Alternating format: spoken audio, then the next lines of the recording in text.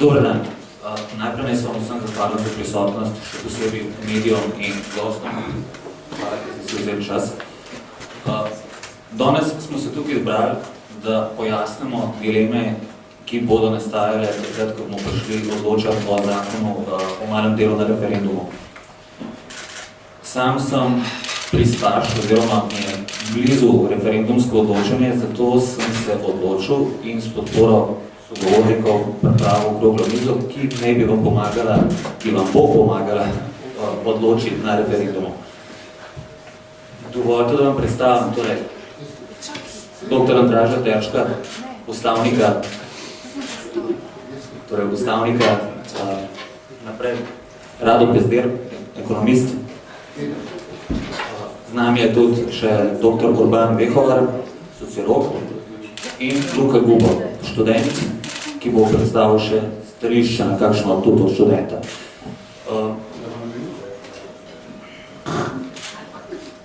Torej, sam se bom posvetil predvsem temu, kaj zakon o malem delu v tej obliki, kakršna je zdaj, v obliki, kakršna je spisana, kaj to predstavlja, kaj bi to lahko povzročili, če bi sprejeli. Gosti bodo pa predstavili svoje vidike, svoje razmišljanja o malem delu, torej kaj ta zakon je in kaj bi mogel biti. Torej, malo delo je oblika zaposlovanja za krajši čas, to je občasno in začasno delo. To je oblika zaposlitve, ki bi mogla fleksibilizirati trg dela. Zdaj, tukaj bomo odgovorili tudi na vprašanje, če je to bo res. Torej, strošek na malem delu se enormno povečuje. Gre za davčno obremenitev, ki je, oziroma gre za povečevanje stroška dela zaradi prispevkov. Dodatnih 9% bo šlo v pokojnine in 6% v zdravstvo. Torej, to je dodaten strošek dela, ki ga bo mogel plačati pač, ki bo odveden od tega, kar bo ustvaril posameznik. Omejitve na tem zakonu so nevzdržne, zdaj sem zapisal nevzdržne, zaradi tega, ker fleksibilizacija bi mogla zmanjšati te neke omejitve. Zdaj, pri tem zakonu se pa omejitve pravzaprav povečujejo. Tako na strani iskalca zaposlitve, kot na strani podjetja. Hkrati se povečuje tudi birokratizacija. Veliko več podela s pridobivanjem napotnic, postopki so daljši, dolgotrajnejši, več je preverjanja, več je vnašanja v pas, skratka, tle podela več. Zaradi tega, ker se strošek povečuje, ker se omejitve pravzaprav ne odvzemajo, se pravzaprav dajo pod odpuščanja. In ta zakon ne bo zaposloval novih ljudi, ampak bo predvsem uničil nek delež razpoložljivega dela. Zlorabe se bodo povečale. Predvsem gre tukaj za to, da se zakon zamejuje na način, kakršen ni najbolj pod nadzorom. Zamejuje se v količini opravljenega dela in ne v znesku, ki smo ga zaslužili iz tega naslova. Davčni urad ima pravzaprav samo zelo dobro bilanco, beleži zelo dobro samo, koliko smo zaslužili, ne pa koliko časa smo za to delali. Zaradi tega se bodo zlorabe povečevale. Predvsem je problem zakona o malem delu tudi to, da skuša reševati področja, ki niso najbolj delovnopravna zakonodaja. Gre tukaj za izkoriščanje statusa študentov, ki pravzaprav dela velik strošek že v samem visokošolskem prostoru. Hkrati pa problem, ki je tam nastal, je bolj prenešen na področje trga dela. Zato, ker smo študenti in študenti še uživamo neko konečno prednost na trgu dela. Torej, fleksibiliziral se ta trg tudi ne bo. Edini namen, ki ga ta zakon dejansko nosi v sebi, pravzaprav neko polnjenje proračunske luknje. To je edini namen, vse zadnje. Zdaj, koncesijska dajatev, ki ostaja v enaki višini kot prej, samo ta prerazdelitev noter se je samo premaknila. Predtem smo imeli 4,5% za ŠOS, 4,5% za servise, torej za posredovalnice študentskega dela. Zraven smo dali še 3% za sklad za štipendije, bilo je gor še 2% za izgradnjo in obnovo študentskih domov. Na vse to smo obračunali še davki in dobili smo bremenitev 16,8%. Tokrat po malem delu povečujemo tudi prispevno stopno, oziroma jo dodajamo, ne povečujemo. Zdaj bomo dali še 9,01% za pokojninsko blagajno in skupno 6,49% v zdravstveno blagajno. Jaz sem tega gor napisal dobrega pol procenta posebej, namreč tukaj se zavaja, da bo to odvajal delodajalec. Vemo pač, da tisto, kar odvede delodajalec, je dejansko ustvaril zaposlenje. Tako da zdaj kdo kaj plača je zelo neresna debata. Sedaj ta denar, ki bo tle dan, gre iz naslova opravljenega dela zaposlenega. Torej na 14% dodajamo še 15,5% za prispevke. To je skupno 29,5%.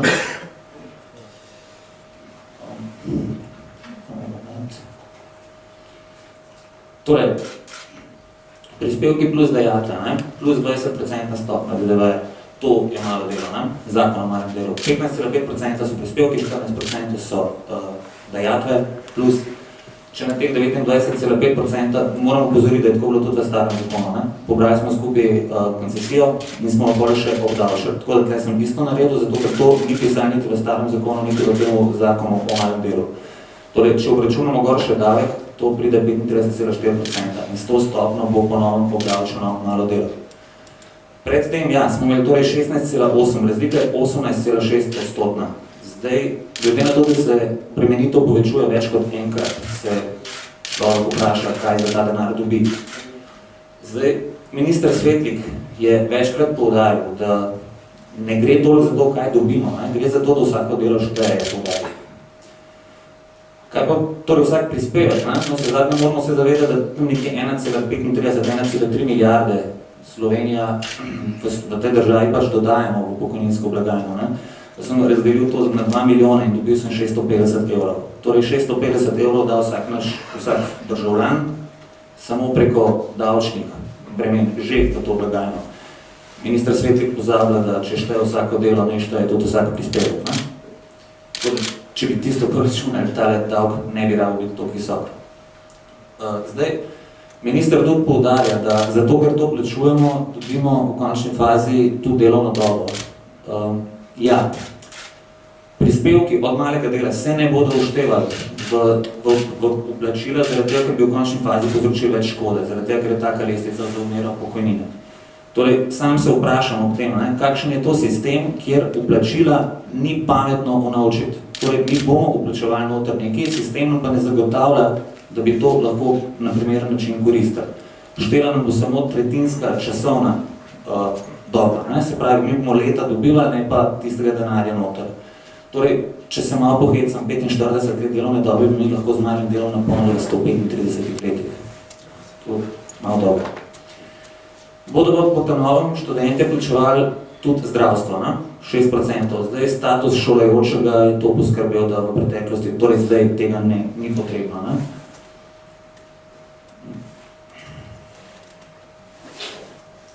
Torej, zdaj, jaz sem pol predpostavil, s plačno elastičnostjo povpraševanja po delu sem pregledal, kaj to pomeni, če malo dela se bo zdaj, je najnižja urna postavka 4 evre. S plačno elastičnostjo sem pogledal, kaj se bo zgodil, zdaj, glede na to, da dajemo višjo minimalno plačo, 4 evre ustrezano se zadnje minimalnemu plačilu preračunamo na polni obseg dela.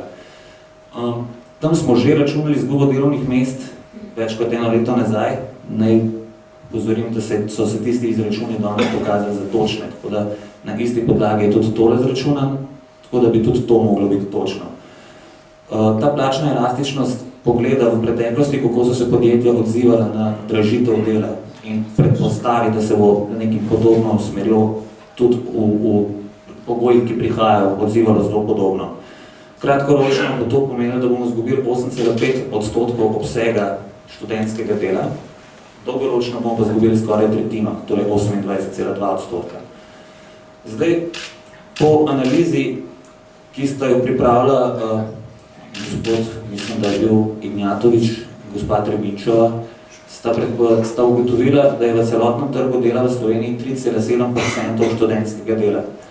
Če damo tretjino stran, ugotovimo, da tle v bistvu odrežemo 1,1% celotnega trga dela. Torej, zdaj, Večji problem je tukaj, ker se drži dejansko študentsko delo. Ne? Študentsko delo je bila edina fleksibilna oblika zaposlovanja do zdaj. Dejansko, tam, ko se je strošek dela dražil prej, se je lahko to delo odvivalo v študentsko delo, zato ker tam so bili cenejši delovci. Ne? Zdaj te možnosti ni več. Zdaj se drži najcenejša oblika zaposlovanja in bega v neko cenejšo obliko zaposlovanja ni. Torej, tukaj nimamo problema samo študentje, problem bodo dobile tudi podjetja. Torej, zdaj, če pogledamo omejitve, gre za 60 ur na mesec se sme delati. Zdaj, 60 ur na mesec velja za vse razen študente. Študenti lahko delajo 720 ur letno, ki ni rečeno kdaj, pa koliko tega mora biti popravljeno v katerem mesecu. Zdaj, če pogledamo, kaj to pomeni, strokovno za študentsko delo je imelo tudi nekakšno funkcijo praktičnega pridobivanja znanja v delu, nekakšna dobra plačana praksa, če tako pogledamo. Danes malo delo tega več ne bo omogočilo, torej ko bo sprejeto. Zaradi tega, ker nobenemu delodajalcu se ne bo splačalo nikogar uvajati za strokovno zahtevna dela. Gre za to, da če bom pri nekomu lahko upravil samo tretjino angažmaja, dvomim, da me bo ta nekdo pripravljen usposabljati. Predrago mu bo. Torej, če se lahko malo bolj togo, nerodno izrazim, to delo bo postalo delo skladiščnikov in natakarjev. Do zdaj je imelo pa funkcijo praktičnega pridobivanja znanja, ki je pa res, nažalost, bilo zlorabljeno. Torej, če se poigram z idejo, ko smo omenili zlorabe, 60 ur za 4 evre krat 12 mesecev bi to pomenilo 2880 evrov. Zdaj, če bi jaz kot delodajalec hotel imeti zaposlenega študenta in bi mu bil pripravljen plačati 4 evre na uro, hotel bi ga imeti pa 120 ur na mesec. To je enkrat preveč. Bi pač preprosto se zmenil tako, da bi mu dvignil urno postavko za enkrat in pač znižil uro.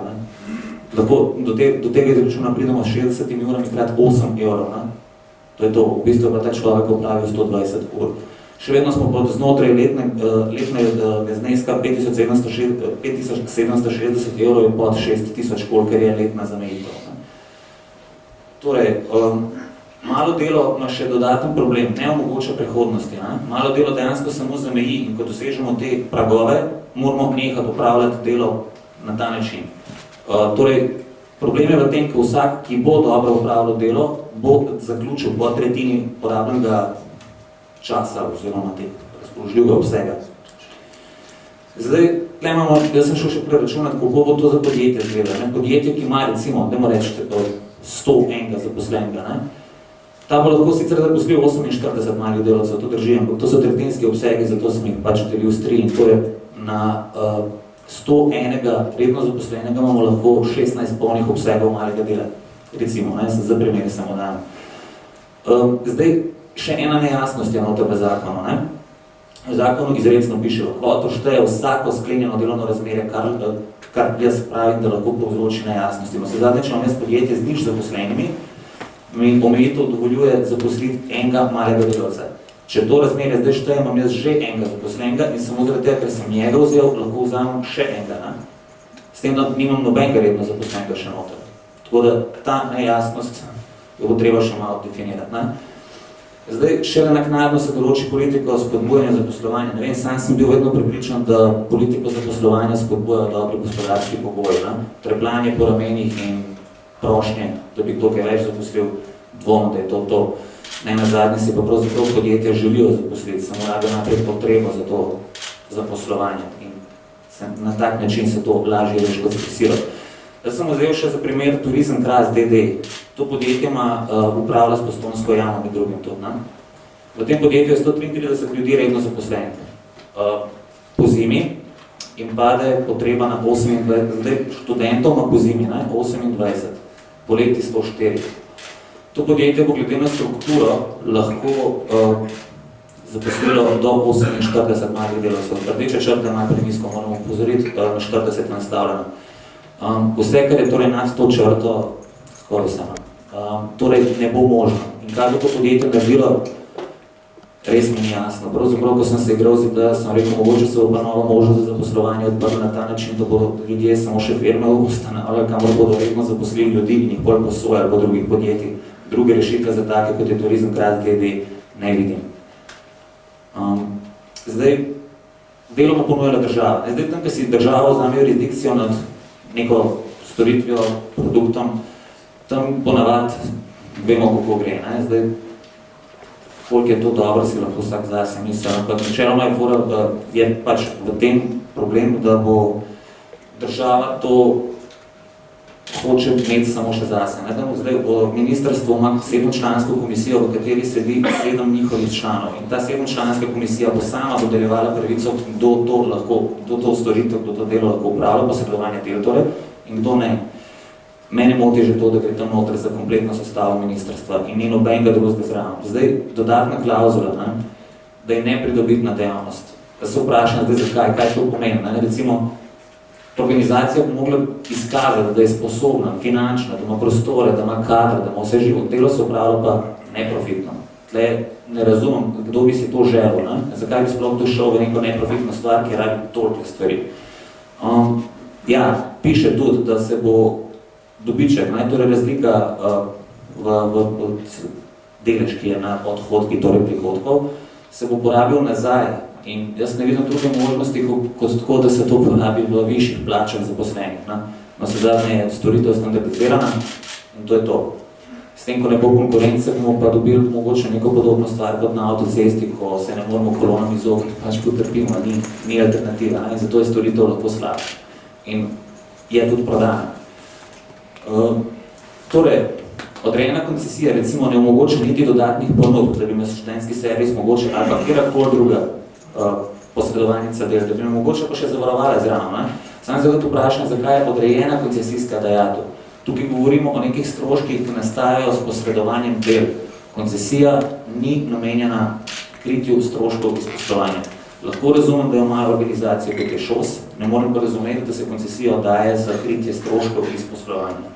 To pač niklih najbolj. Zdaj, tudi to, da so možni upravni spori glede tega, kdo dobi licenco za nudenje teh del, ta upravni spor bode v oči. Gre za to, da upravni spor ne zdrži postopka, v zadnji pa traja razpis. In še preden se bo odločil, ali je ta upravni spor primeren, oziroma a zdrži, ali ne, bo razpis potekel. Tako da kogarkoli bo to blokiral, bo blokiran do konca. Moti tudi to, da se način nadzora teh posredovalcev del določa individualno, v vsaki pogodbi posebej. Ta je tudi malo.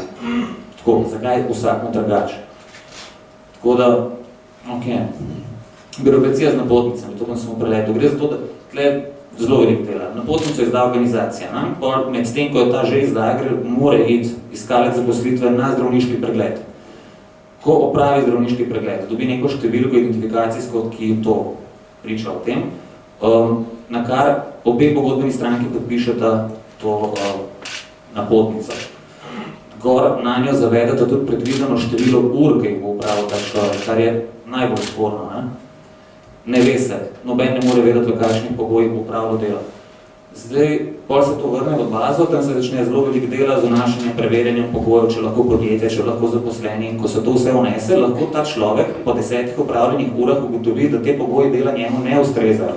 Zato, ker ima vnaprej prijavljenih 3 mesece dela, krat 170 ur, bomo od 180 se vračunali, je 540 ur. Ta človek med tem ne more iskati druge zaposlitve, ker baza hrani njegov podatek, da je obseg dela že oddan. On je omejen 720 urami, ker baza hrani podatek, ne more iti drugim iskati nove zaposlitve, ampak se mora najprej zmeniti, da bo tukaj nehal delati. Tako da tudi tle pride do problema. Predvsem sem se poprašal, kaj se zgodi, Zdaj, kdo bo kriv škodo, ki bo nastala recimo podjetniku, ko bo ta vzel malega delavca. In na koncu mu bo organizacija enostransko, ker bo naknadno ugotovila, da smo izdali napačno napotnico, ker baze bojo popravljene.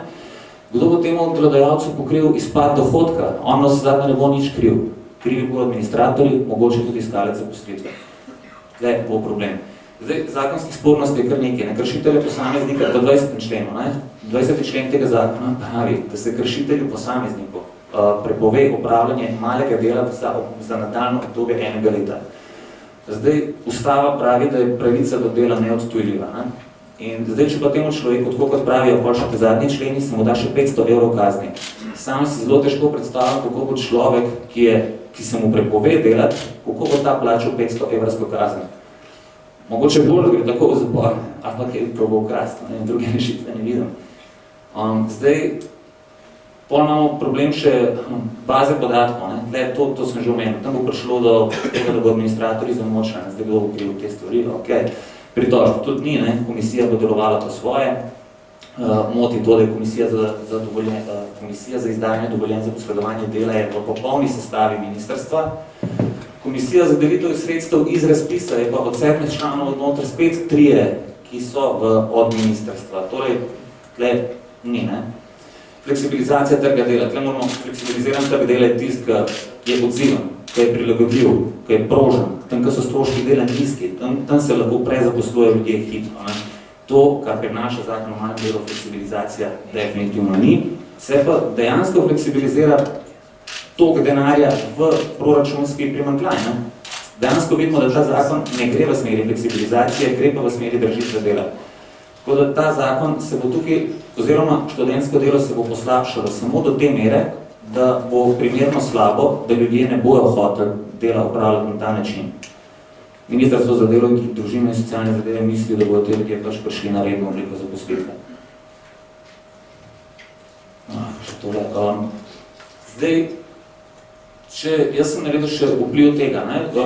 Spomnimo se konference, kjer je premijer preko splačal 3002 evra zelo težko preživeti.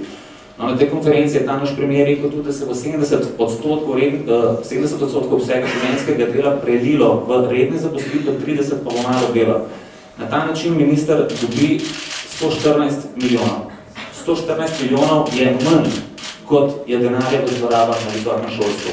Ministrstvo je na to upozorjeno. Zlorabe v visokem šolstvu, vsemo v mislih samo fiktivne opise, odnesejo približno 130 milijonov. Torej, na zlorabah bomo pustili še več denarja, hkrati bomo pa z uredbo o financiranju fakultet fiksirali to porabo, ker jo bomo fiksirali na leto 2010, ki vključuje 30 000 fiktivnih opisov. Ocena 30 000 je od predstavnikov visokošolskih zavodov. Torej, tle bomo uzakonili te zlorabe, ki jih sploh očitno noben noče preganjati. Moramo pa dodati, da ne vemo tudi pravzaprav zares, zakaj dajemo zraven 2% od koncesijske dajatve, si vzame po novem MVZT. Zakaj MVZT dobiva koncesijo? MVZT je v bistvu v končni fazi MVZT neposredni proračunski uporabnik. Zakaj se mu daje koncesijo? Ne vem. Predvsem pa ni primeren način. Torej, zdaj bi predal besedo še magistru Pezdirju, ki bo pojasnil, kaj bi ta zakon predvsem mogel biti. Hvala, Boris. Hvala tudi za zelo izčrpen in natančen pregled oziroma analizo nesmiselnosti.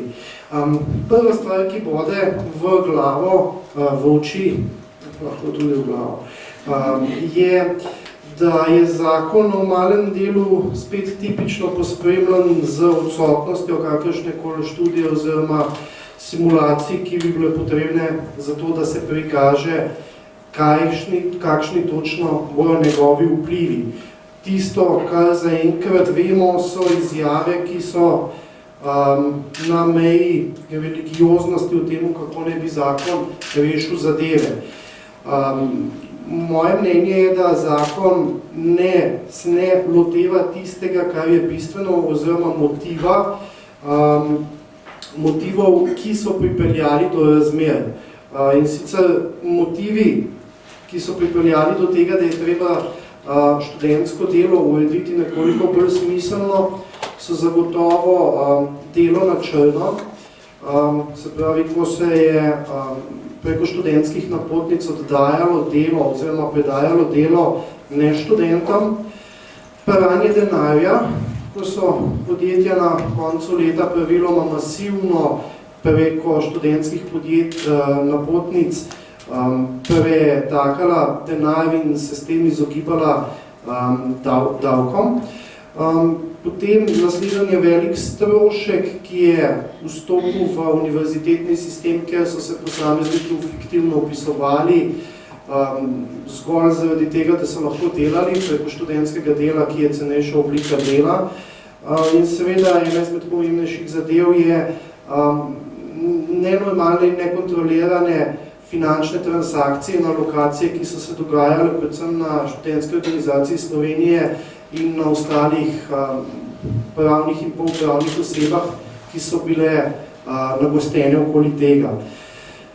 Zdaj, večinoma problemov je že povedal Boris, ampak nekaj je zelo transparentnih in sicer omejitve, ki nastajajo in nastajajo za število možnih delovnih ur ali pa urno postavko, bodo pomenile za gospodarstvo zelo velike težave in posebej za tiste, ki bojo delali na ta način.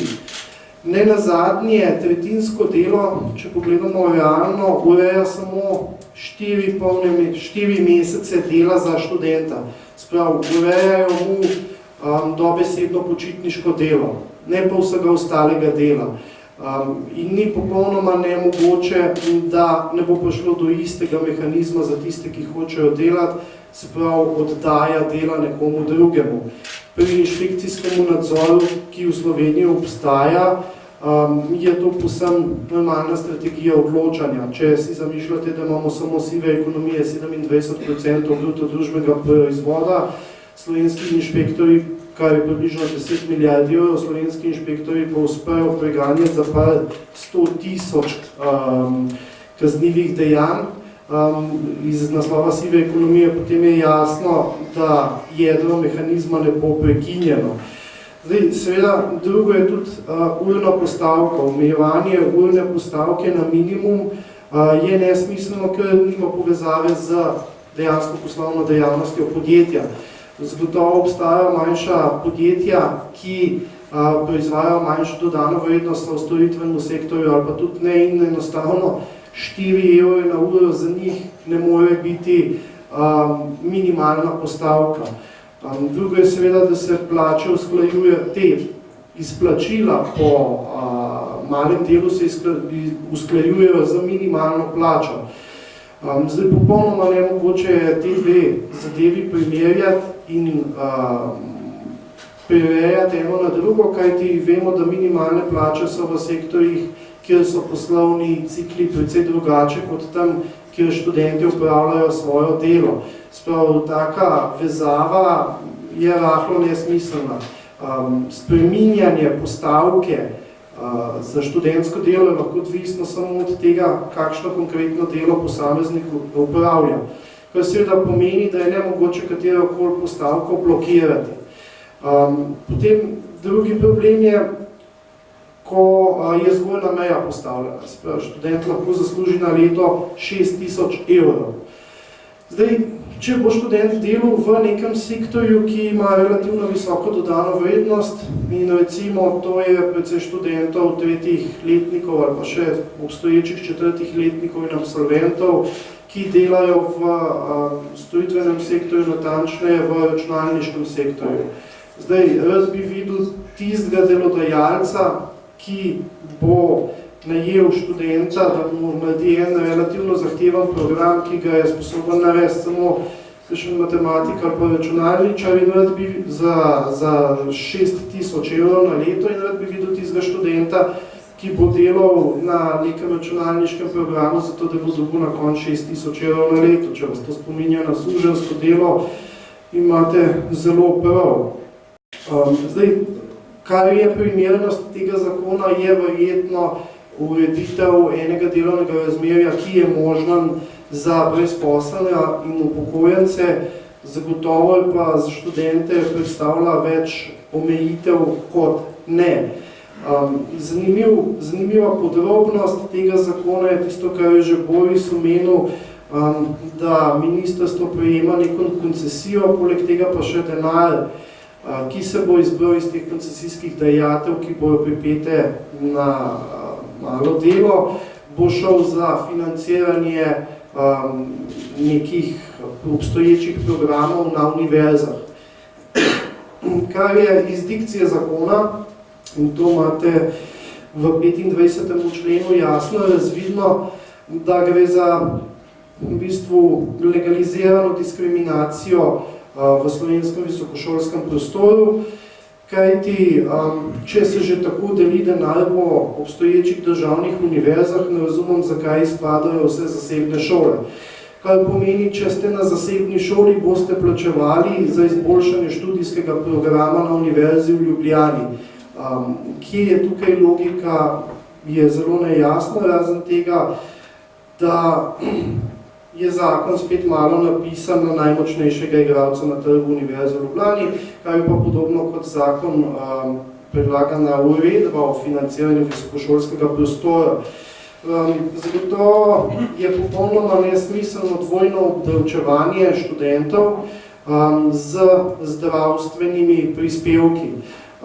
Prvič zaradi tega, ker prvič se plača zdravstveno zavarovanje preko njihovih staršev, drugič naj bi se plačal še na malo delo, kar napelje ravno na misel, da gre pravzaprav za krpanje zdravstvene blagajne.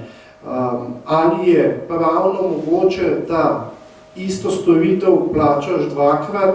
Jaz mislim, da to ni mogoče in da je zadeva sporna. Zdaj, po mojem mnenju,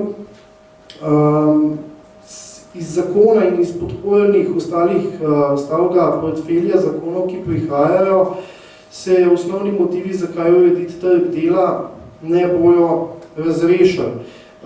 Iz nikoder ni razvidno nič drugega kot to, da se umetno administrira, kaj naj študent dela in koliko naj študent dela.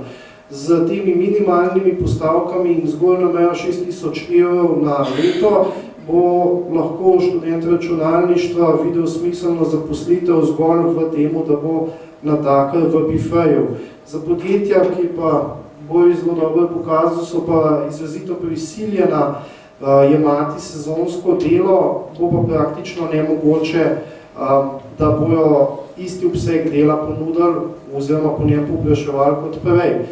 Kar pomeni, da bojo nekateri študentje po naravi zakona ostali brez službe, zaradi obsežnega administriranja, ki ga zakon prinese. Nenazadnje je to tudi to obsežno administriranje in pregledovanje, koliko jih imaš lahko zaposlenih in kakšno kvoto ur imaš še na voljo kot podjetnik, dodaten strošek za sama podjetja. In razumem, zakaj bi podjetja mogla zdaj ta obsežne bilance voditi samo zato, da bo država pomirjena, ko bojo študentje lahko kelnarili. Kakšna je rešitev cele zgodbe, kajti do rešitve zagotovo mora priti, da se anomalije odpravijo. Po mojem mnenju je način, ki že obstaja v delu trga dela, primeren. In sicer posameznik, študent, kdorkoli naj dela, kolikor hoče, po postavkah kakršnih koli hoče, na koncu leta pa naj plača dohodnino po veljavni lestvici. Seveda s tem, da ni zdravstvenega prispevka, ker je verjetno že obvezno zavarovan pri svojih starših. S tem je celotna zadeva razrešena. Druga zgodba je seveda, kako urediti finančne alokacije denarja, ki ga imajo na voljo študentje. To je predvsem v prvi meri potrebno te fante in dekleta prisiliti, da upoštevajo vsaj priporočila, ki jim vsak let pošljajo iz računskega sodišča, in seveda, kako se obvladati z fiktivnimi vpisi. Ampak, če pridemo do sistema, ko posameznik dela kolikor hoče in plača po dohodninski lestvici, potem bo tudi motivov za davčna izogibanja na tak način manj in tudi fiktivnih vpisov, saj iz te strani ne bo. Seveda, fiktivni vpisi bodo vedno zaželjeni z strani fakultet, ker potem bojo lahko dobili večjo plačilo za študente, ki sploh ne obstajajo. Še zadnjo stvar bi rekel, in sicer zakona o malem delu se študentje res ne morajo presežno veseliti, kajti obdavčitev, najprej bojo imeli minimalne postavke, potem bojo imeli maksimalne kvote dela in koliko denarja lahko zaslužijo, potem bo pa davčna stopnja poskočila še več kot zaenkrat. Kar pomeni, da na koncu iz tega študentskega dela bo študent prinesel oboje malo. Ta zakon je tak, kot ga je ta vlada sposobna sprejeti in narediti. Do sedaj še nobenega zakona ni uspela narediti na način, ki bi bil normalen in smiselen. Zato je edino priporočilo, da se vlado na referendumu kaznuje z zavrnitvijo tega zakona.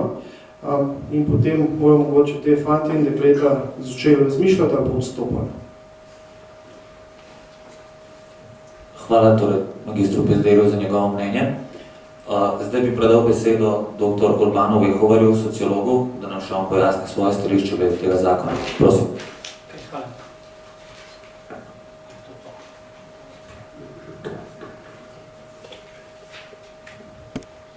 Ok, pogledajte, jaz bom šel tukaj zelo široko po temo. Začel bom s tistim, kar bi lahko pojmenovali položaj mladih v Republiki Sloveniji. Pogledajte, ko govorimo o fleksibilnosti, bom šel k tej temi. Me slišite? Zdaj me slišite? Okay. Zelo široko zastavljam. Pogledajte, osnovni problem, ki se tukaj zastavlja, je problem, ki zadeva položaj mlajše generacije v Republiki Sloveniji. Tako da, po mojem mnenju, to ključe pa jedro celotne zgodbe, ki se nahaja v zadnji. Nasplošno, pogledajte, če mi gremo k vprašanju fleksibilizacije, jaz bi šel k temu vprašanju, o katerem se ogromno zdaj govori, ko vidite sindikati zelo nasprotujejo fleksibilizaciji trga dela. Morate vedeti, da je trg dela v Sloveniji izrazito in izjemno fleksibilen. In to predvsem absolutno na račun mlajše generacije. Vse statistike, ki jih pogledate, recimo statistika, ki zadeva deleže začasnih zaposlitev, vidite, da imate tukaj opravka z absolutno recimo temu evropskim rekordom, ki zadeva mlade v Sloveniji, v starosti od 15 do 24 let, in tukaj imate skoraj 80% deklet, ki so zaposlene začasno v tej starostni kategoriji. Isto velja za delne zaposlitve, se pravi recimo za 4 ure na dan. Tudi tam imate opravka z recimo temu evropskim rekordom, s tem, da so 5 dekleta tukaj izrazito deprivilegirane. Kompletna mlajša generacija v Sloveniji je v situaciji, ki je izrazito in absolutno deprivilegirana, kar zadeva stabilnost njenega eksistenčnega položaja.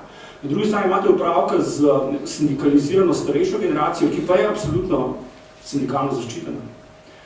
Tako da, v bistvu imate podjetji opravka z neko večslojno, recimo temu, večslojnim bufferjem, ki funkcionira potem seveda v obdobju recesije in konjunkture. Tako da imate v jedru podjetja, imate trdno zaposlene oziroma varno zaposlene, potem okoli teh se nahaja nek recimo temu uvoj potem začasno ali pa delno zaposlenih in v najširšem krogu imate potem ljudi, ki delajo preko študentskega servisa. Vse, ko začne kriza, recimo, se v trenutku enostavno ne sprejme več na delo oziroma se pove študentom, da jih ne rabe več in konci njihove zaposlitve. Tako da, to je podobno v Sloveniji. Jaz sem absolutno za to, da se izvejo določene korekture na tem področju, v tem smislu, da enostavno bomo vsi fleksibilni, ali pa pač nobeden, recimo. Čeprav je to neizvedljivo. Seveda, pogledajte, vprašanje je, in to je zelo pomembno vprašanje, ki je v zadnjem, zdaj, kaj je pogoj fleksibilnosti? Po mojem mnenju je absolutno pogoj fleksibilnosti ta, če že gremo fleksibilnost, da imate opravka s tem, da se zaščiti mlajša generacija. In tukaj se res ne govorimo o zelo mladih ljudeh, govorim o ljudeh, ki so recimo v rodni dobi, govorim o ljudeh starih od 25 do 30 let. In to je dodatni problem, ki se tukaj pojavlja, ker ta generacija, to so luzeri tranzicije, luzeri v zadnjih 20 let. Namreč, veste, vodilne sile in pač tiste sile, ki so pač oblikovali to družbo, so pač privilegirali starejšo generacijo na račun mlajše. In to je problem potem tudi na ravni, recimo, pokojninske blagajne, in je to problem potem na ravni rodnosti in tako naprej. Ogromno se na to veže. Nažalost se s tem v Sloveniji nišče ne pogovarja. Tako da, to je bilo moje izhodišče. Seveda v tem vprašanju, ki se na to navezuje, vprašanje, kakšno fleksibilnost si želimo. Seveda, fleksibilnost tako drugače morate predstaviti. Interpretacija sindikatov, da je fleksibilnost nekaj, kar je značilno za neke, veste, totalno neoliberalne scheme, ki je podobnega. To je popolna napačna interpretacija. Ta interpretacija ne zdrži. Jaz sem bral tudi dokumente, zdaj, ko ste pripravili to okroglo mizo, enostavno številne interpretacije tukaj so absolutno prekratke. Populistične so, na kratko povedano. Zdaj vprašanje, zakaj so populistične. Ne? Populistične so zaradi tega, ker enostavno imate opravka s tem, ko govorite o Sloveniji in fleksibilnosti, z neko obliko eksistence v tem prostoru, ki je tukaj prisotna najmanj 300 let. In to je eksistenca, ki je eksistenca visoke fleksibilnosti in eksistenca izrazite sive ekonomije. O tem prej kolega prezdel govor. V Sloveniji imate najmanj 300 let koreninjeno sivo ekonomijo v smislu dela na črno. Slovenci smo izmeri multifunkcionalni, mi smo izmeri več dela. Problem tukaj se je ta, v tem smislu, da mi ne plačujemo davkov. Ljudje blazno dosti pričakujejo od države, od socialne države, tukaj ogromno naslavljajo, po drugi strani imate pa neizmerno veliko število ljudi, ki ne plačujejo davkov. Obrtniki, velikanske večine obrtnikov ne plačujejo davkov. Tako da potem se tukaj pojavljajo problemi, ki so povezani recimo s problematiko socialne države. Kako vzdrževati socialno državo? Ok, lahko tudi tako, da pač obdavčite totalno vse zaposlene. Tako je po mojem mnenju tudi prav. Treba obdavčiti malo delo, treba obdavčiti vse in aktivno obdavčevati in enostavno znati črpati davke v tej državi. Pa ne govorim tukaj samo o malih ljudeh, ne govorim samo o obrtnikih in mikropodjetnikih, govorim tukaj tudi o ljudeh, ki prišopavajo denar v letni štanci pa in tako naprej. O elitah, o tako imenih tajkunih. Tako da slovenski sistem je pač takšen, nažalost, če ga pogledate tako oddaleč, da privilegira določene družbene skupine na račun ostalih, pri tem pa seveda celotna skupnost počasi pelje v to, da enostavno zmanjkuje sredstva, da smo se znašli zdaj na robu socialne in ekonomske krize, oziroma na robu prepada. Tako da to je nekako, veste, veliko podoba slovenske družbe. Tako da jaz bi tukaj rekel, ko govorimo o pogoju fleksibilizacije, absolutno nujno je to recimo na ravni stanovanjske politike, da so omogočili mladim, da se lahko premikajo potem po prostoru Republike Slovenije. Glede imamo v Sloveniji, zdaj malenko smo govorili o stanovanjski politiki, ker enostavno, če govorimo o fleksibilizaciji, če govorimo o možnosti zaposlovanja, je absolutno nujno, da nas ni upravka z stanovanjsko politiko, ki omogoči prostorsko mobilnost. V Sloveniji imamo enega najnižjih deležov najemnih stanovanj na svetu, 10%. Zato, da vi sprostite prostorsko mobilnost in rabite 30% najemnih stanovanj, ne so zasebna, pa ne so javna. Vse. In seveda v zadnjih 20 letih, kaj ste bili v Sloveniji upravka, s popolnim kolapsom stanovanjske politike in na podlagi odsotnosti stanovanjske politike, pa tega se ni izvrševala, ste bili upravka zrasti v teh strašnih tajkunskih kolosov, SCT-vega in tako naprej. Tako da, namesto da bi zgradili nekaj 10 000 stanovanj in s tem sprostili prostorsko mobilnost in vsakemu mlademu človeku v Sloveniji omogočili, da je poiskal poklic kjerkoli v Sloveniji, se to seveda ni zgodilo. Na račun tega imate upravka z najdražjih kvadratnih metrov stanovanja v Evropi, imate potem na račun tega upravka s tem, da so najemnine stanovanj nesorazmerno noro visoke. Tako da, v bistvu gre za popolno deformacijo trga stanovanj. In tukaj so korekture nujno potrebne. Spet v interesu mlajše generacije, v interesu rodnosti, v interesu mlajše družin. Absolutno. In tukaj tudi nihče v tej državi v zadnjih 20 letih nihče ni naredil absolutno nič. Jaz sem za fleksibilnost, da se razumemo, ampak pod določenimi pogoji. In tukaj ti pogoji niso udejanjeni. Meni veseli je tukaj predstavnik stranke mladih. Enostavno pogledajte, tukaj je treba nekaj nujno spremeniti. Recimo, jaz bi tudi šel tako dalje za te situacije, katero imamo, da bi država odkupila nekaj 10 000 stanovanj, pa nekaj 1000 stanovanj od teh ljudi, ki so šli v bankrot, za minimalne zneske in potem država dala ta stanovanja v javno upravo. S tem bi rešili marsikatero banko in s tem bi tudi rešili delovna mesta številnih ljudi, ki smo do zdaj z njimi ravnali kot služenjsko delovno silo. Jaz sem za to, čeprav mi ni všeč, čeprav ne maram raznih ECT-ev in tako naprej, ampak sem to razumna rešitev v danih razlijev. Tako da, jaz bi s tem tukaj začel, oziroma s tem bi tukaj, to so moje izkušnje za to razpravo. Na nekaj način, jaz sem za malo delo, oziroma zdaj, ko sem poslušal Radota, sem pomislil, končno so te davščine. Če imate vi popoldanski SP, to vam tudi jaz recimo, če imate popoldanski SP, potem plačujete te iste davščine. Vsak človek lahko je absolutno ukinil malo delo. Lahko bi rekel sam, če kdor hoče delati kjerkoli, kot študent, ne na bistvu SP, pa ne potem plačuje davke preko SP. Pa bo to rešeno v trenutku in brez velikih držav. Potem imate samo omejitve, vedete, kako še delež delavcev, recimo, v določeni firmi, ki lahko dela kot delovno zaposleno, pa kot mali delavci, ki so v SP-a. Mislim, da se spet razumemo, jaz marsikaj, kar zdaj dela Svetlik in ministrstvo za delo, absolutno podpiram. kar zadeva recimo pokojninsko reformo in tako naprej. Absolutno podpiram, ker enostavno dela svetih tisto, kar pred 20 let nihče ni delal, zaradi tega, ker so se bali rejtingov, ker so zmeraj malo delali na volitve. Zato plačujemo izjemno visoko ceno.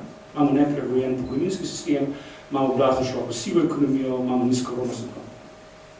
Politika ne more ravnati zgolj v skladu s tem, da je 4 leta na oblasti, potem ponovno in vmes, da se ukvarja s takšnimi drugačnimi tajkunskimi posli. To ni smisel politike, smisel politike je vzpostavljanje pogojev, v katerih vsi mi skupaj živimo boljše, kot smo živeli v preteklosti. In politika je to zavozila v Sloveniji. Mislim, to bo ponovno jasno. Jaz tudi zagovarjam tezo o zatonju demokracije v Sloveniji. Ta družba se pa znašla v zelo veliki socialni krizi, enostavno tudi zaton demokracije, mislim, da absolutno prisotno v tej državi. In prej tudi ravno kolega Prezdir.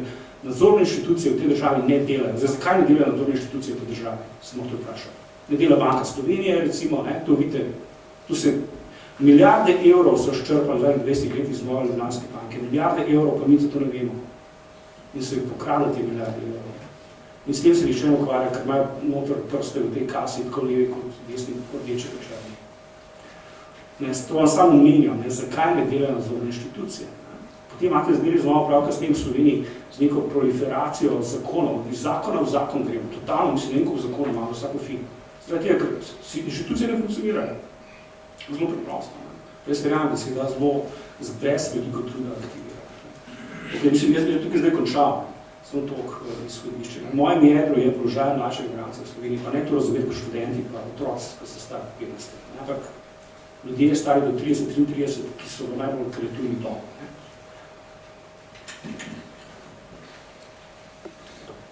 Hvala torej doktor Vehovarju za njegovo mnenje. Besedo bi predal doktor Andražu Teršku, ustavniku, neustavnem pravniku, kar bo sam pojasnil na najboljši način. Se upravičujem. Ste to prijazno, da se presedete? Imate to luč, ker... Že na začetku sem si želel na sred sedeti, sem nam to hvaležen. A ja, ne? Ne, seveda. Na tvoj mesto sploh, si si pa vedno želel. Dobro, Boris, ne bova zdaj morila publike s tem, kdo je ustavni pravnik, to bova za kdaj drugič.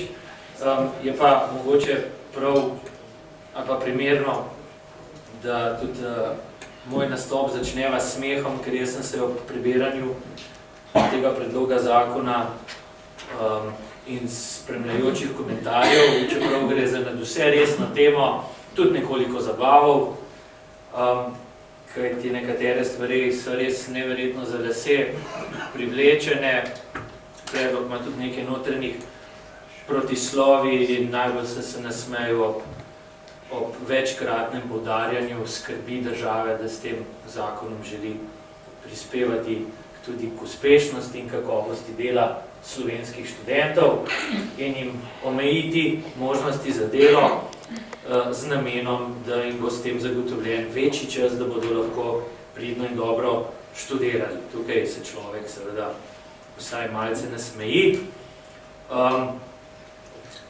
Vsekakor tudi jaz za izhodišče jemljem dejstvo trenutne realnosti slovenske družbe, ki ga Rado je poimenoval javno kot neopravljanje, neizvajanje nadzora strani funkcij nadzornih inštitucij, ki so temu določene, enako je poudaril kolega dr. Vehovar in temu seveda lahko samo pritrdimo, to je pravzaprav samo drugačno beseditev tistega, kar tudi profesor Zupančič že leta govori, ko razmišlja o Sloveniji, ko pravi, da je v celoti odpovedal imunski sistem družbe in temu je res tako.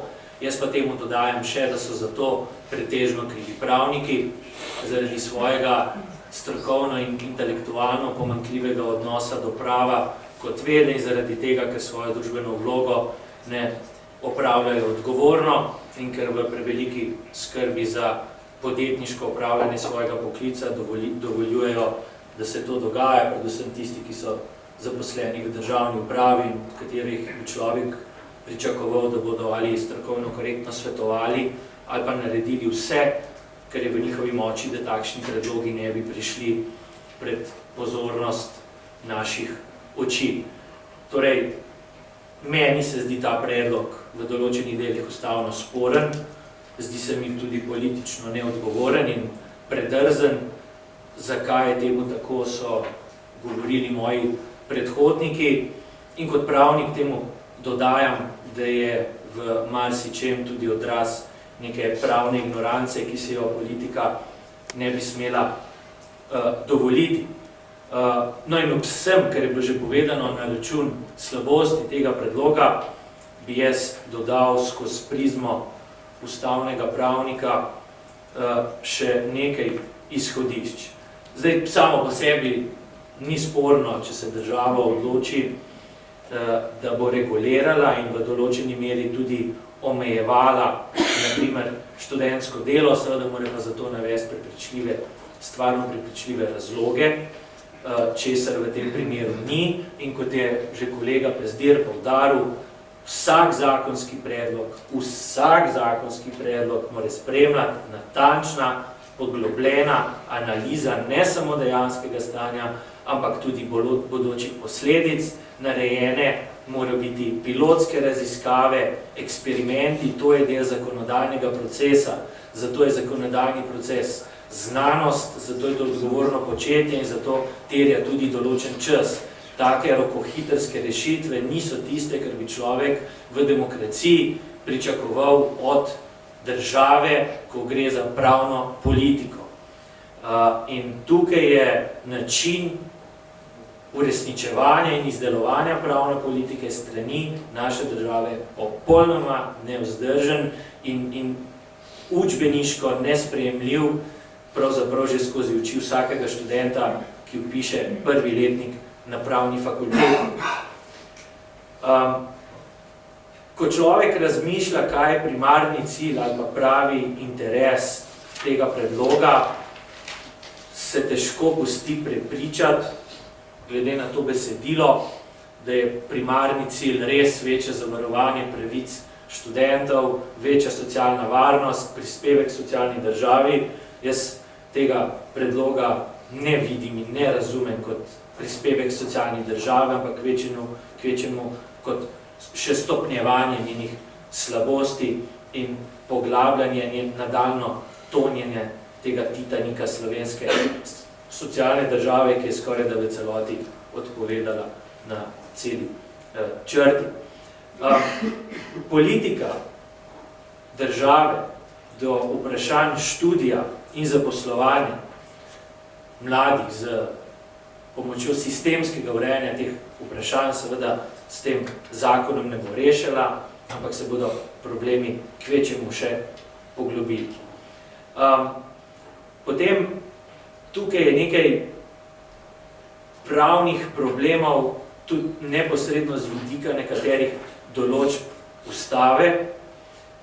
Namreč obstaja velik dvom v ustreznost zakonskega urejanja v istem zakonskem aktu tega tako imenovanega malega dela, vse počes za vse te kategorije oseb, ki so v zakonu narejene.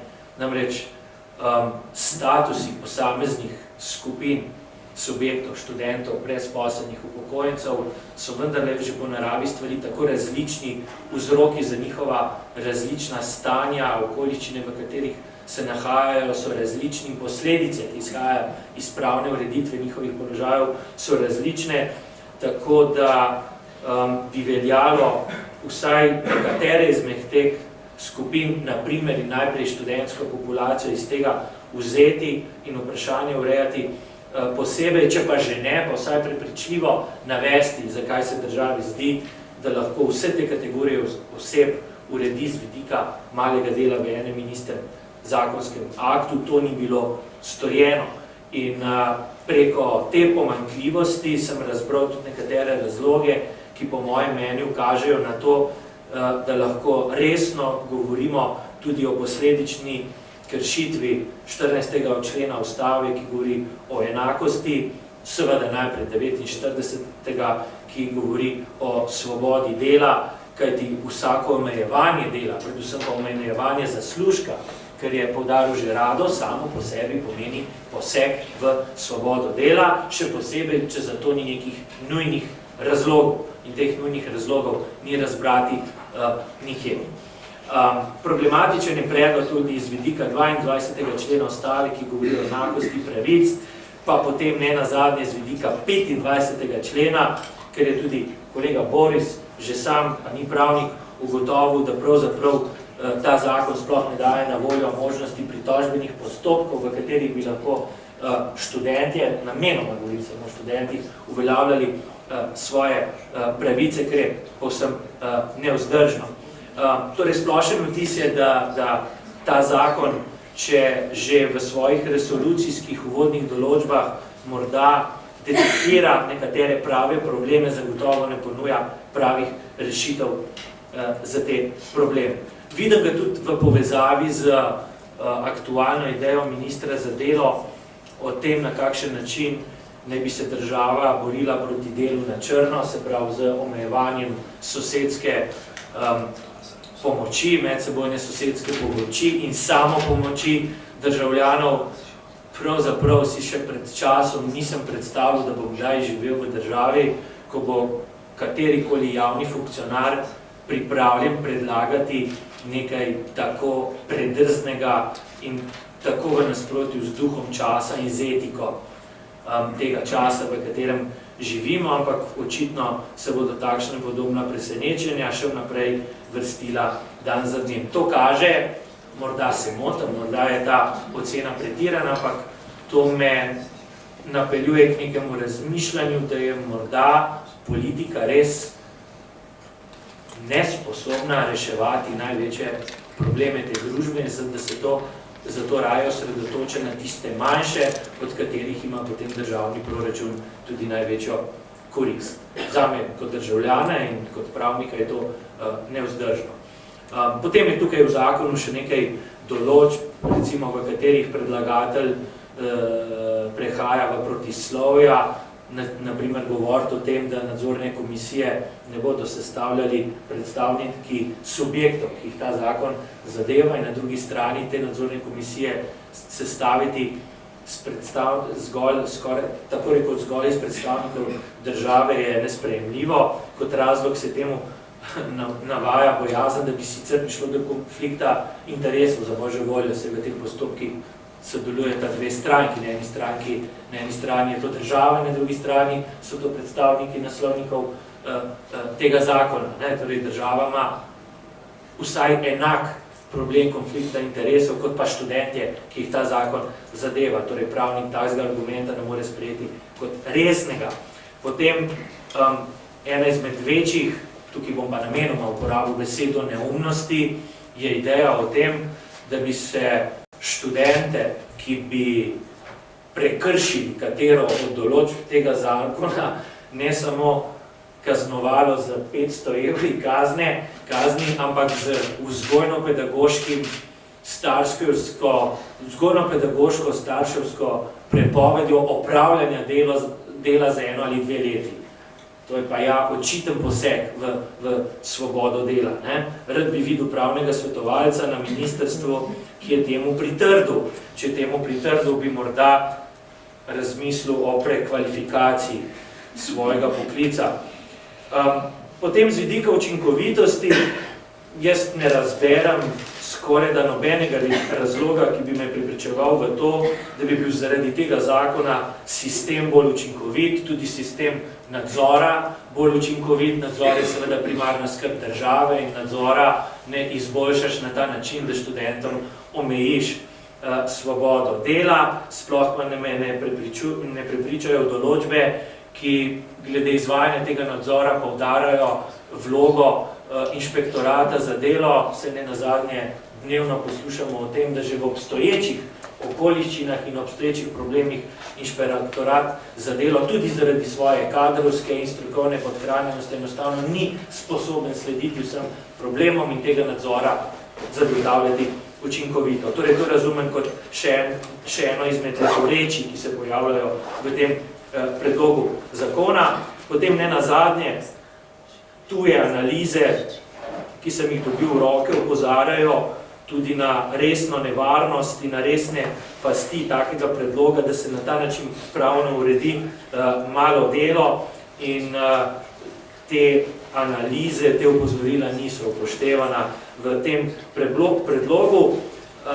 In nek splošen generalni sklep moj bi bil, da je z vidika nomotehnike in pravne jasnosti ta predlog poln nejasnosti, na kar je opozoril že kolega Borus, da uvodni komentar tega predloga zakona in razlogov zanj ni prepričljivo vdejanjen v določbah predloga tega zakona, da to velja tudi za domnevna in tam zapisana temeljna načela in da je v končni fazi to nek pravno sila nedostojen izdelek in je tudi nedostojno, da država na mizo ponudi takšno rešitev kot predlog neke končne rešitve pri tako pomembnem vprašanju in v družbenih okoliščinah, ki jih je tako nazorno in večplastno in barvito opisal kolega dr. Vehovar, predvsem z vidika stanja, kvalitete življenja, možnosti za izboljšanje kvalitete življenja, ki v tem času obremenjuje predvsem mlade in generacije slovenskih študentov. Tako da dvigujem tudi za ta zakon, tako kot sem za predlagano uredbo o financiranju visokega šolstva in rdeč karton zelo visoko in izrekam glasni ne temu predlogu. Hvala za mnenje, torej še dr. Terško. Besedo zdaj predajam še Lukatu. Luka Gubo, študent ekonomije, analitik finančni sicer tudi, vam bo pa pojasnil še njegovo stališče. Kar, prosim. Hvala za besedo, Boris. Jaz bom prav biti malo krajši, čeprav tudi imel veliko zapovedati o tem. Osredotočil sem predvsem na celotne reforme na trgu dela, ne samo specifično na malo delo kot del reform. Če pogledamo, zadnje čase se skozi govori o tako imenovani fleksibilnosti trga dela, oziroma naprej bomo še pogledali o kombinaciji fleksibilnosti in varnostjo, pač pred izgubo zaposlitve in tako naprej. Fleksibilnost lahko malo teoretično, če pogledamo, delimo na interno in eksterno fleksibilnost. Pod same te koncepte, verjetno pač vsi vemo, spadajo pač hitrost zaposlovanja, ne vem, če podjetje zdaj nekoga ne rabi, kako hitro ga lahko opusti, dejansko kakve so odpravnine, kakve so postopki in tako naprej. In vse omejitve, kakršnekoli zakonske ali druge, omejujejo fleksibilnost. Prej je kolega dr. Vehovar omenil, da smo slovenski študenti zelo fleksibilni, smo vse zaradi pač prejšnjega zakona oziroma še veljavnega zakona o študentskem delu, kjer omejitev dejansko ni bilo, oziroma so bile zelo nizke. In a ni to dejansko idealni trg dela? Se pravi, jaz, če hočem zdaj v nekem podjetju delati, grem do podjetnika, se dogovorim za plačo, me zaposli, stvar rešena. Ko me več ne potrebuje, se dogovorim, jaz neham delati, spet, ko me bo potreboval, bom šel nazaj delati. Zdaj boste rekli, ja, tebe lahko govori, ti si mlad, fleksibilen, tako naprej, kaj pa jaz, ko sem starejši in imam družino za financirati in tako naprej. Ja, po tej logiki, recimo, pač mora biti neka varnost. Ampak spet, ali je visoka varnost prednost pred samo fleksibilnostjo in imamo zato rajši, ne vem, 10-15% brezposelnost, ali smo rajši malo bolj fleksibilni in smo potem bliže, ne vem, 5% brezposelnosti. Se pravi, torej, koliko smo imeli pač varnost službe, delovnega mesta, je to dejansko tista verjetnost, katero ne bomo izgubili delovnega mesta. Tle noter ima zelo veliko vlogo sam gospodarski cikl. Zdaj, kaj je zelo zanimivo, pač ekonomska teorija nam bo povedala, da na gospodarski cikl lahko tudi vpliva država s svojimi ukrepi, predvsem pa z regulacijo. Spravi, če imamo nek sektor oziroma kar celoten trg dela preveč reguliran oziroma prevelike omejitve na njemu, to se bo slabo poznalo. Koliko smo zdaj videli? Zdaj smo imeli eno malo večjo recesijo. Kaj se je zgodilo? Zgodilo se to zaradi te nefleksibilnosti trga dela v Sloveniji. Imamo zelo visoko brezposelnost. Prišli so še v najbolj neprimernem trenutku še ostali ukrepi kot povišanje minimalne plače, kot je kolega Boris lepo izračunal, za 17 000 novih brezposelnih se je povečala, kar je zelo dobro zadev.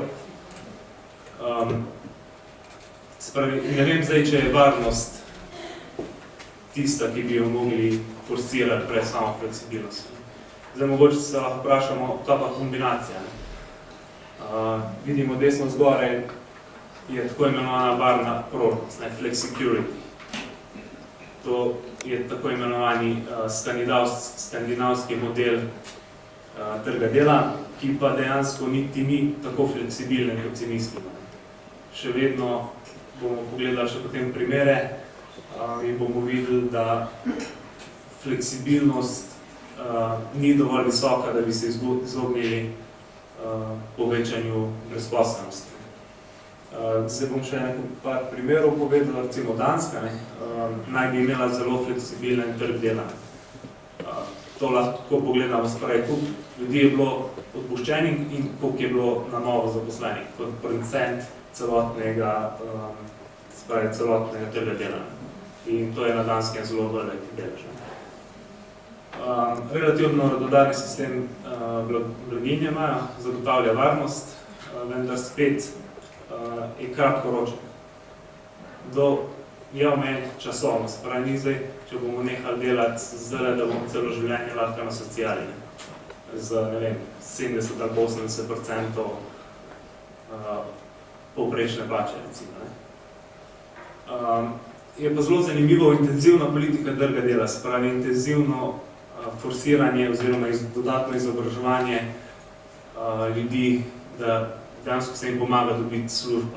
To se v vseh raziskavah se je pokazalo kot zelo uspešna metoda oziroma lahko rečemo kar reforma na trgu dela.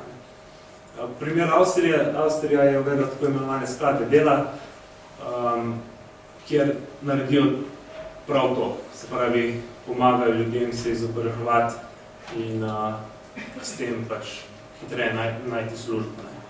Recimo Nemčija, ki je zelo, pač v zadnje čase se zelo veliko govori o njej, oziroma celo kopiramo, čeprav po moje je zelo ena velika sistemska napaka bila med copy in paste v Sloveniji, ker vse, kar Slovenci oziroma slovenska politika dela, je to, da dodatno regulirajo delo. Recimo Nemci so naredili jih obratno. Zdaj, recimo, če pogledamo stopnje brezposelnih, vidimo, da Nemčija je od leta 2005, ko so sprejeli zadnje reforme na trgu dela, je brezposelnost upadla iz 12 oziroma 13% na trenutnih okoli 7%. In kljub temu, da so leta 2008-2009 je njihov BDP upadal za več kot 5%. Kljub temu je trg dela dovolj fleksibilen prav zaradi teh reform in vedno več ljudi je lahko zaposlenih. Zdaj ne vem, ali je cilj, da imamo čim več ljudi na cesti, brez službe, z neko minimalno socialo, ali reš naredimo neke reforme, ker bo vsak imel priložnost dejansko delati in nekaj si zaslužiti. Zdaj mi boste rekli, da to je mogoče neumen argument, zato ker potem oni bojo delali za katastrofalno nizke plače, ampak spet, ali je boljš prejemati 200 evrov sociale, ali je pa boljš 400 pa 500 evrov si zaslužiti za, ne vem, 4 ure dela na dan. Meni se pač zdi logično. Predlogi za Slovenijo, vidite, da ni nič gor, ne. Se karkoli bom predlagal, tako da noben ne bo poslušal. Jaz bi slišala. Ja, verjamem, zdaj lahko skopiramo recimo nemške reforme, kar nekateri pravijo, da delajo, ampak nažalost ne. Recimo imamo zelo dobro ekipo ekonomistov na Umarju, Urad za makroekonomske analize in raziskave oziroma razvoj. In njih noben ne posluša. Karkoli pač oni napišejo, ne vem, če do politikov sploh tiste raziskave prebere, če pa že, pa verjetno ne razume. Prosim, ne? Ker vprašam. Ne, ker meni bi to, mislim, to pa se pravičujem, sam na vaših vrti. To je tipičan primer razprave v slovenskih prostorih. Predlogi za Slovenijo blank. Vse, okej, mi bomo šli na referendum, tale zadeva bo na referendum padla, ko se bomo naslednji dan zgodili in problem bo tam. Če parafraziram Roberta Savjana, ki pravi v Grand Hotelu Komora, mi živimo v Grand Hotelu Bankrot. Na eni strani imamo fantastično fasado in vse to deluje na videz odlično, ko pa pogledaš noter, je država totalno vesolj. Mi imamo ustavo, škoda, da ni Andraža Terška tukaj, kot mi imamo ustavo, ki je tudi copy-paste copy z različnih dokumentov, ampak ta ustava se krši na najbolj brutalen način. Edino fleksibilnost, ki jaz v tej državi vidim, fleksibilnost odgovornosti, torej še ni odgovornost. Pride vprašanje odgovornosti, se to absolutno po najboljši fleksibilni davčni stopni razporedili na vse državljane. In smo naenkrat vsi odgovorni za to, kar je skupina nekaterih delala to, kar je počela. Imamo predsednika države, predsednika vlade, ki se pogovarja s sprejemom zapornika iz Guantanama in mene zanima, da bo vse vse domov. A ga bo počakal na letališču, pa da bo skrboval pri sebi. Mi smo neverjetna država. Neverjetna država. Imamo mafijskega bossa v sosednji državi, ki to državo označi za mafijski raj. Imamo množice ekonomistov, ki nas strašijo z neoliberalizmom, mi pa živimo v feudalizmu. Mi sploh nimamo trga. Ne, to vprašanje, glejte, lepo in prav, uro pa četrt, vse je to okej. Ampak mi govorimo o na eni strani skupini ljudi, in ne gre za majhno skupino, ki že več kot 10 let delajo tle v sužnji lastniških razmerah, za katere ni nihče naredil nič. In bojim se, da nimamo tudi v tem primeru glede malega dela, nimamo absolutno nobene vizije glede tega, kaj narediti, razen tega, da se stvari ne premaknejo nikamor in ostanejo na mrtvi točki. Žal, na mrtvi točki Mi dovolj šluka, da to govorim. Ja, ko govorimo o teh neoliberalnih vrednotah, treba predvsem poudariti, da vse tisto, kar malverzira ta kapitalizem, ki ga živimo, je pravzaprav so nastavki socializma znotraj tega. Pravzaprav se pogovarjamo stalno o nekih prerazdeljevanjih, noben se pa več ne pogovarja o tem, kako kaj zaslužiti, kar bi eventualno lahko obdržali, ne pa glih prerazdelili. No se zadnje BDP-ja nekih tudi osebnih zaslužkov ne bomo šli povečevati, če bomo mogli odlivati, prelivati. Poleg tega bi rad opozoril še na to, da ko govorimo o tem, da imamo neoliberalne vrednote, tle se lepi zdaj odgovornost SCT-ja, NLB-ja, Vegrada. To je kriminal. To se ne da enačiti z neoliberalnimi. Sam težko govorim o neoliberalnih vrednotah, ker tega termina nikoli nikjer mi noben ni razložil.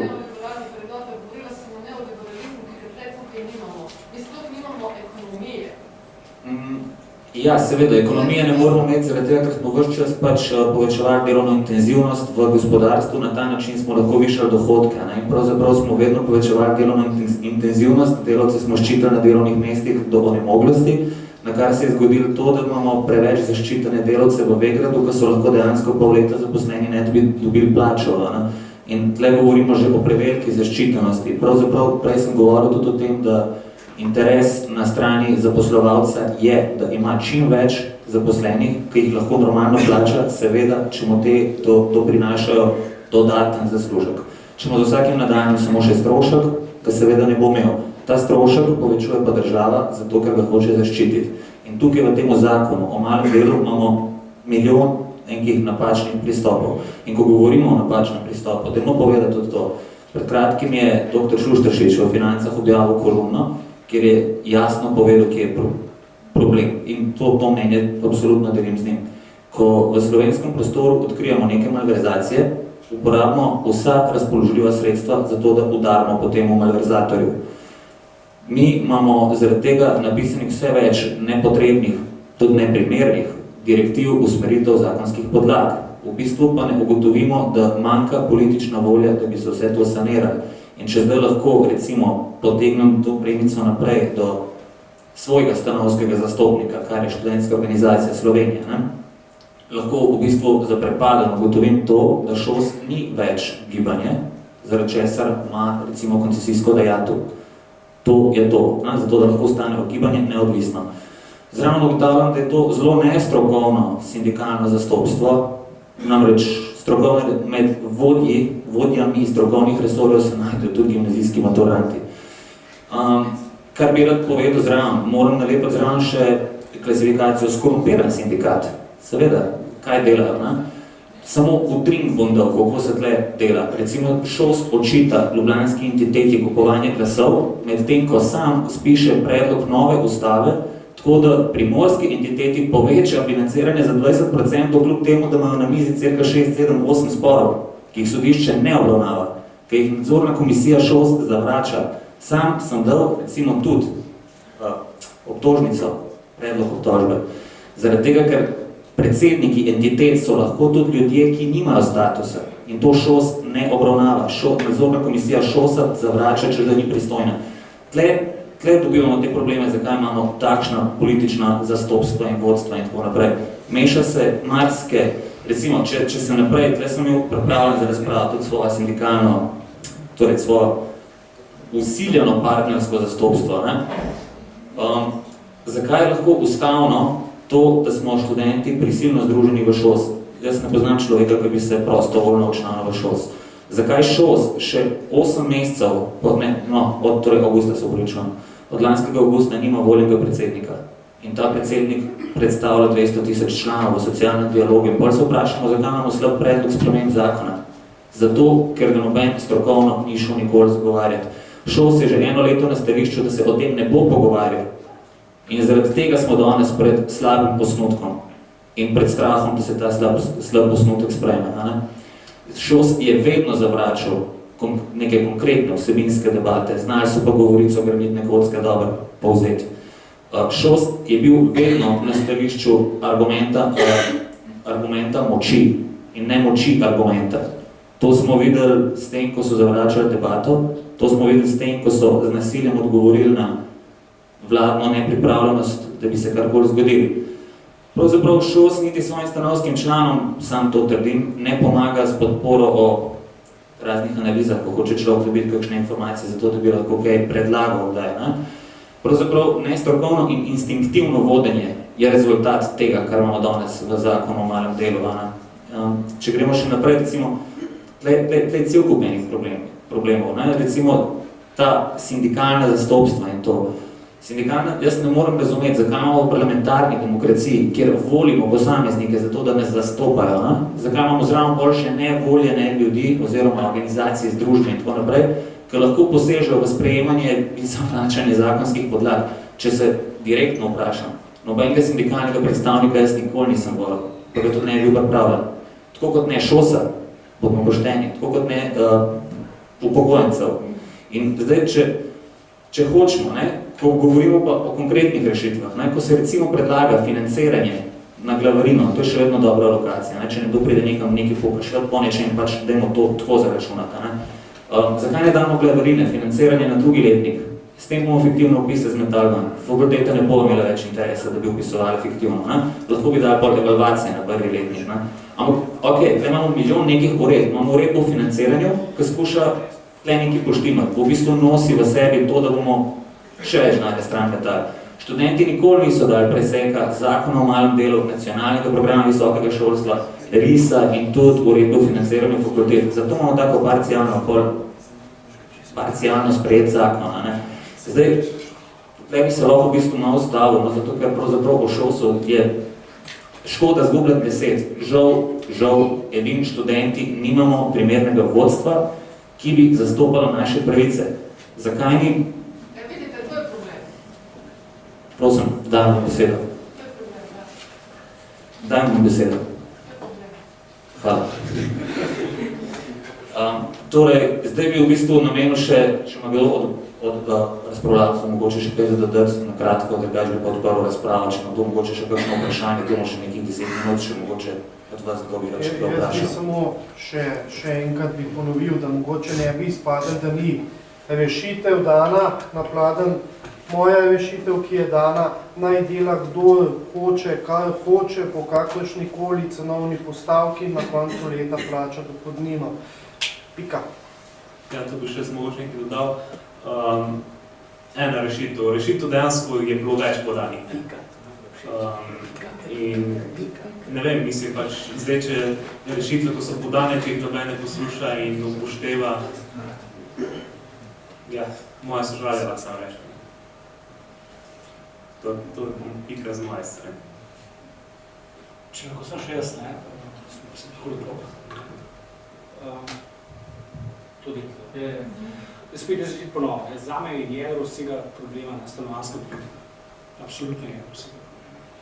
In če enkrat uredili stanovanjsko politiko, da ne greš v naska. Od tam naprej se lahko pogovarjamo o fleksibilnosti, od tam naprej se lahko pogovarjamo o tem, da imamo upravka z, recimo temu, medgeneracijsko razumem. V tem trenutku pa je naša generacija absolutno deprivilegirana. Absolutno. In recimo ta zakon o malem delu, ne, in reakcija recimo strani sindikatov in študentov je po mojem popolnoma zgrešena, ker se ne ukvarja z bistvenimi problemi te družbe, ne ukvarja se z razvojno blokado, ne ukvarja se z modernizacijsko blokado, ne ukvarja se z absolutno deprivilegiranost mlajše generacije. In to ljudi, ki so izobraženi, ki imajo znanje, ki so inovativni in tako naprej. Zdaj so privilegirani starejši, neizobraženi, nefleksibilni, absolutno ljudje, ki so vezani na kraj, v katerem bivajo. Ne? To je ta tradicionalni slovenski preživetveni model. Če imaš svojo hišo, za hišo pa nivo, lahko delaš v Gorenju, tudi za 400 € na mesec boš preživel. Si pa neučljiv, si pa nemobilen, si nefleksibilen, si človek, ki je izgubljen, popolno izgubljen, če izgubi službo, je slabo konec.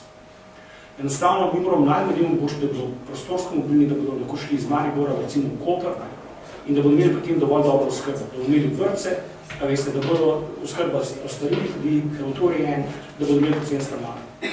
In to je ključ do celotnih razmer, recimo do vseh, kar se dogaja v slovenskem družbi, po mojem mnenju. Seveda vzajel pa spet problem modernizacijske blokade, razvojne blokade in tega, da imamo v bistvu izrazito, zastarelo, absolutno neučinkovito gospodarstvo. Torej, kar sem hotel, v bistvu mogoče bi dodal samo še to, ko govorimo o konstruktivnem socialnem dialogu. Bilo bi primerno, da ne bi ŠOS, tako kot na vsezadnje podno poštenje, tudi upokojenci in sindikati predlagajo tisto, kar, če se lahko grdo izrazim, kar predlagajo misice, ne? Mir za vse na svetu, ful veselja za vse, pa da bi se imeli vsi radi. To poslušamo od ŠOS-a. Čujem s to oceno, ampak to je to. Govorimo o tem, da smo za više plače, govorimo o tem, da smo za više pokojnine, zraven pa rečemo, da ne pristanemo na daljšo delovno dobo. To bomo vsi podprli. Samo pokažite nam, kako to dosežemo. Jaz bom prvi odprl to do konca.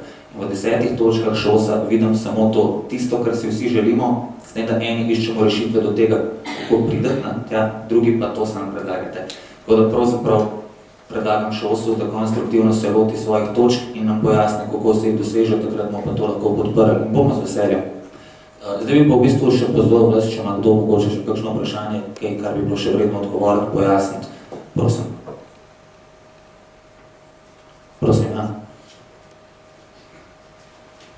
Lepo pozdravljeni, Darko Krenc, stranka Mladih zelenih.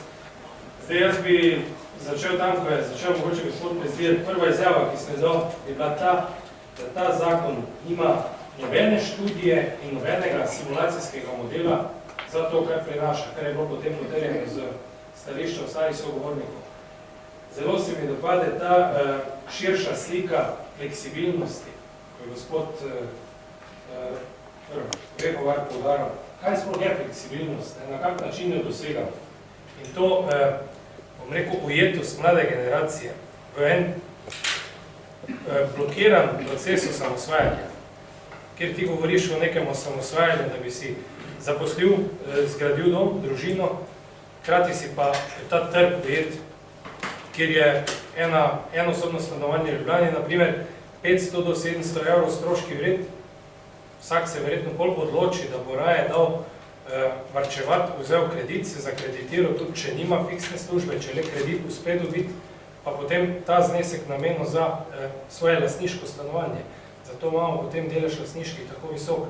Pogledamo Dunaj, prideš gor, vidiš okrog 400 000 stanovanj, ki jih je zgradila občina Dunaj, na njih piše zgrajeno strani občine, to so najemna stanovanja. Tudi veliko neprofitnih najemnih stanovanj.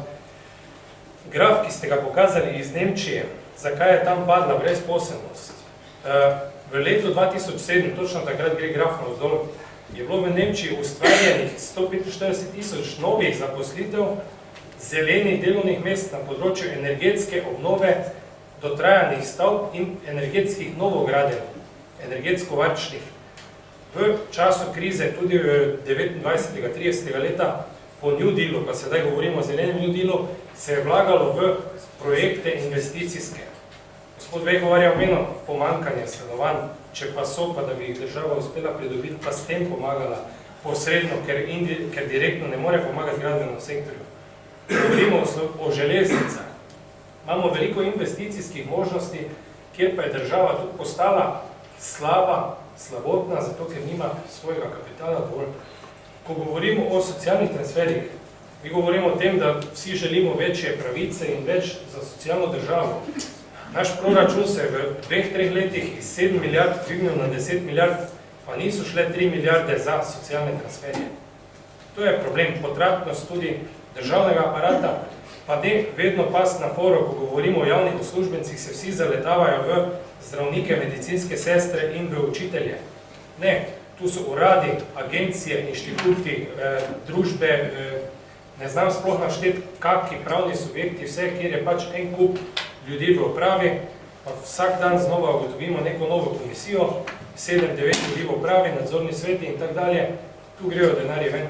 In vsi ti imajo indeksacijo preko 100. In tudi predsednik vlade pol leta nazaj na nacionalni televiziji ni znal odgovoriti, na kak način mi šparamo po domače, če imajo vsi ti indeksacijo več kot 100 in noben do teh uradov ni bil ukinjen, kvečemo proizvajamo nove. Še en aspekt, glede leta ŠOS, bom kar omenil, pa ne zagovarjam ŠOS-a. Bil sem pa prvi predsednik ŠOS-a in smo takrat leta 2004 podpisali z takratnim predsednikom vlade, magistrom Tonetom Ropom, sporazum o sodelovanju med študenti in vlado. Tega sporazuma nobena vlada naprej ni upoštevala, čeprav je obojestransko zavezujoč. Dialoga ni, jaz sam vem se te svete vlada za študentska, ne vem kakva vprašanja. Tistih odgovornih pač nikoli tam, pa ne bom zagovarjal.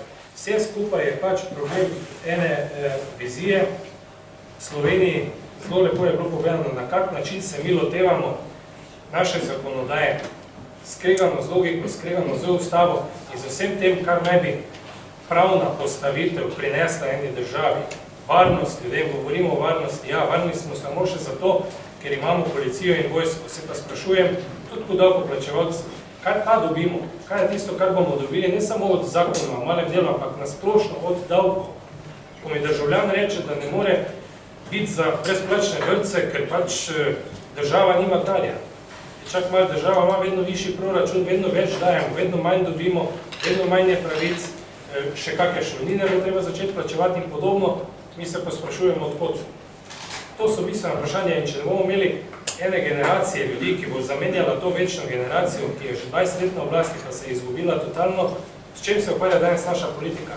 S tem, a je naš predsednik 30 let nazaj bil zraven pri nekih SDV-ih, udbah in podobno. Mislim, to so zgodbe, mi si delamo poleg teh mednarodnih delavcev, ene velike, bom rekel, blamaže mednarodne in država se mora začeti ukvarjati s tem.